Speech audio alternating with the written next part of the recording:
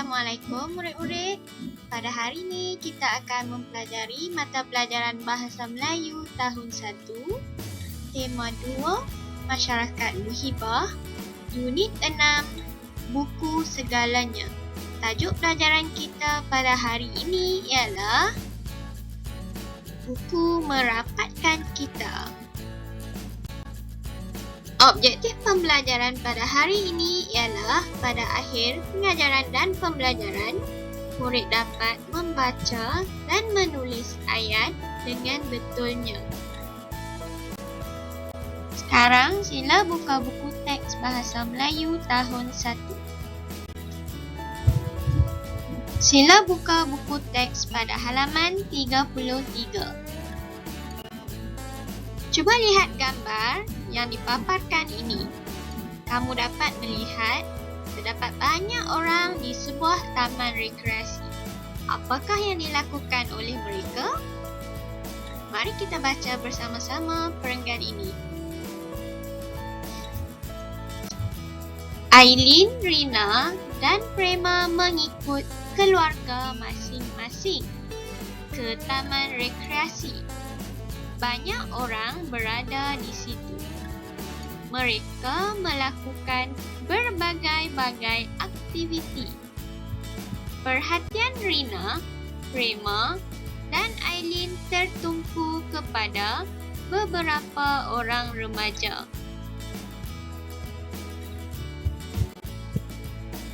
Pada hari ini, kita akan cuba membina dan menulis ayat berdasarkan gambar yang diberi. Untuk gambar pertama, ayat telah diberi. Mari kita lihat cara untuk membina ayat. Kamu perlu melihat siapa dan apa perkara yang dilakukan oleh watak di dalam gambar. Sebelum kita membaca ayat, mari kita membaca perkataan yang telah diberi. Pertama, membentang. Membentang bermaksud menghamparkan sesuatu. Kedua, mengangkat. Ketiga, berisi. Gambar ini menunjukkan dua orang remaja lelaki. Apakah yang telah dilakukan oleh mereka? Membentang tikar.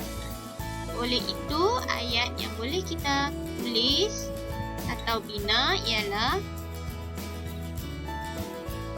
dua orang remaja lelaki membentang tikar. Cuba lihat gambar ini. Siapa yang terdapat dalam gambar? Dua orang remaja perempuan. Apakah yang dilakukan oleh mereka? Mengangkat kotak. Ayat yang boleh dibina ialah ayat kedua ini. Dua orang remaja perempuan mengangkat kotak. Ayat yang ketiga, kotak itu berisi buku. Baiklah murid-murid, apakah maksud remaja yang kita baca tadi dalam ayat? Remaja bermaksud mulai dewasa atau muda. Contohnya seperti abang atau kakak kamu yang sedang belajar di sekolah menengah. Ini ialah gambar yang kedua. Perkataan yang diberi ialah menyusun, berkumpul dan meminjam. Ayat yang pertama, mereka tempat kosong, buku-buku di atas tikar.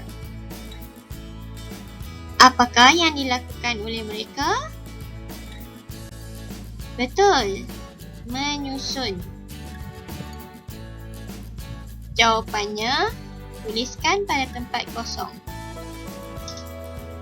Mereka menyusun buku-buku di atas tikar.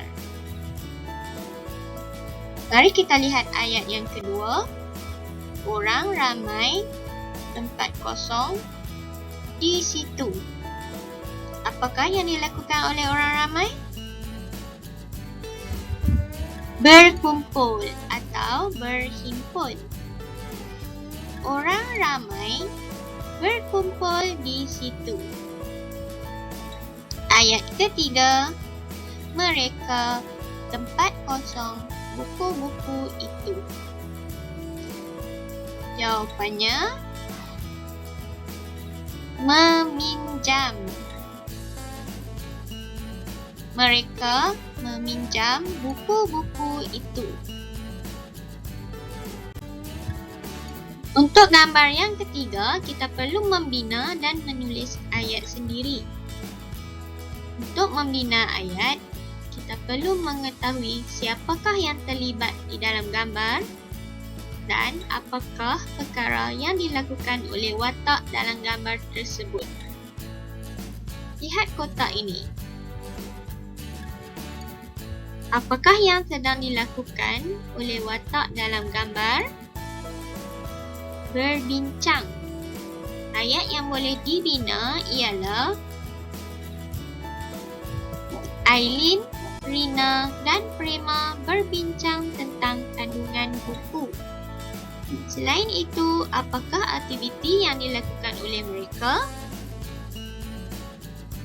Membaca. Ayatnya, mereka membaca buku di atas tikar. Baiklah murid-murid, cikgu berharap agar kamu dapat memahami pelajaran pada hari ini.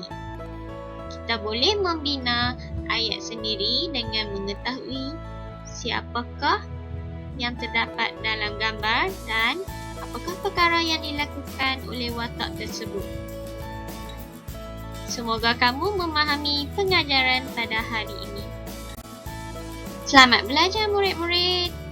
Jumpa lagi. Bye.